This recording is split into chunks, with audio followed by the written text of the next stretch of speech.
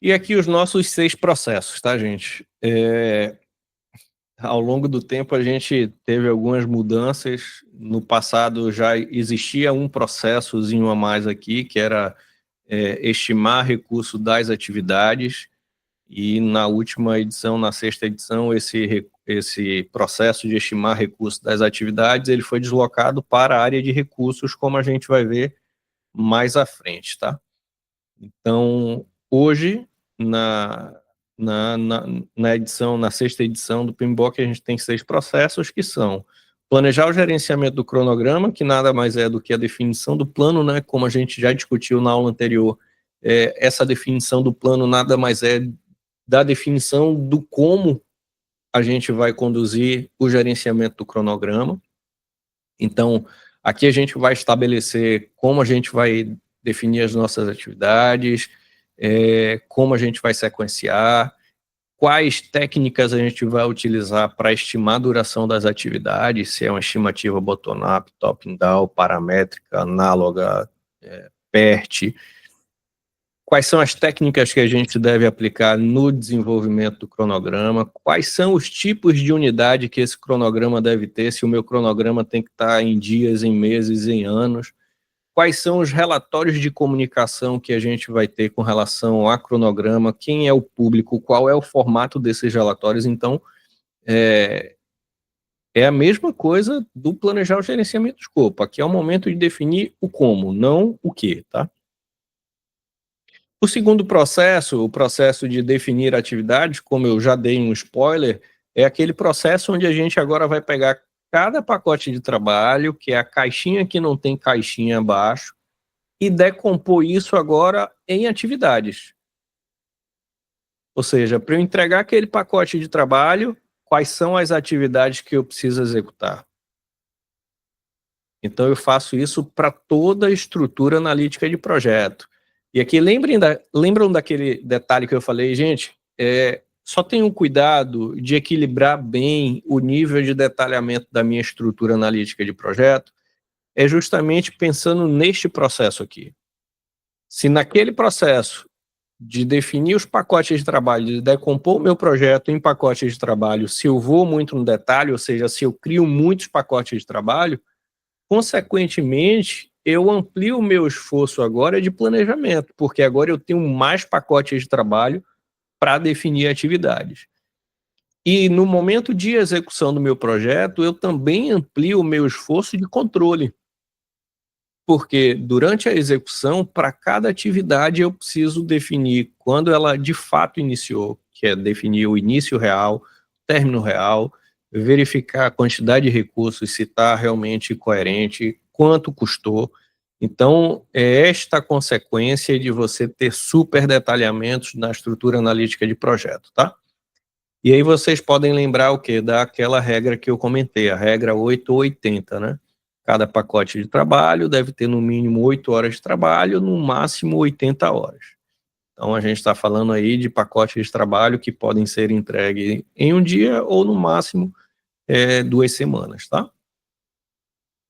Então, eu defini essas atividades, qual é o meu próximo passo? Avaliar como essas atividades elas estão interrelacionadas. Qual é o tipo de sequenciamento que essas atividades têm? Se eu posso executar as duas atividades em paralelo, se eu só posso iniciar uma após a outra, se o meu pacote de trabalho eu consigo fazer em paralelo, ou se eu só consigo iniciar um pacote de trabalho depois que eu concluir o outro pacote de trabalho. Então, essa é a análise de sequência, tá? Depois, estimar a duração das atividades. Aqui nada mais é do que você definir o tempo necessário para concluir cada uma dessas atividades que a gente acabou de definir e acabou de sequenciar. Apenas isso, tá? E aí a gente vai ver que tem uma série de técnicas que a gente pode estar utilizando neste processo, e dependendo da técnica que você utiliza, você traz menos assertividade ou mais assertividade para o seu cronograma. Por fim, eu vou analisar o que eu defini de atividades, qual foi o meu sequenciamento, quais são as durações, Vou pegar as informações lá do gerenciamento de recursos associado a estimar recursos das atividades e vou fazer uma análise disso tudo consolidado. E nesta análise, olhando o todo, a gente vai desenvolver o nosso cronograma, tá? Que é o quê? Aplicação de técnicas para otimizar todos esses processos anteriores. Eu vou nivelar recurso, eu vou aplicar ou não técnicas de antecipação ou de espera, eu vou avaliar caminho crítico para entender qual é a cadeia de atividades que está definindo o tempo do meu projeto.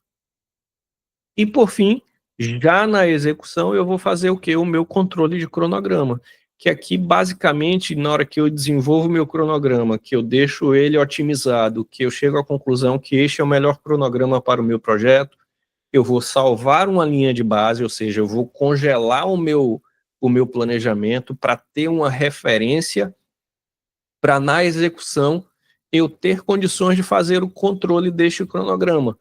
E fazer o controle do cronograma significa dizer o quê? Que eu vou analisar variação, ou seja, eu quero saber se a minha execução está conforme o que eu planejei, se está antecipando aquilo que eu planejei, ou se está atrasando aquilo que eu planejei. Então, por isso que é importante, ao findar o nosso planejamento com o processo de desenvolver o cronograma, a gente ter uma linha de base definida, ou seja, é uma fotografia do planejamento para eu utilizar como referência no momento do controle do cronograma. E aí, dependendo dessa variação, e aí vai estar definido também no plano, eu estou com uma variação de mais ou menos 5%. Beleza, está dentro do esperado. Lembre que o planejamento não é uma trilha. Não é um trilho, é uma trilha. Eu vou ter variações daquilo que eu planejei. Agora, cabe a mim definir qual é a variação aceitável. Se eu fugir da minha variação aceitável, eu já estou com a variação aqui de 30%, estou atrasando o tempo em 30%, aí eu preciso reavaliar o meu processo, eu preciso entender onde foi que a gente falhou e eu preciso tomar ações de correção para trazer o meu projeto para um rumo correto. Aí a gente vai ver duas técnicas de compressão de cronograma. Então, durante o controle desse cronograma, a gente fica o quê?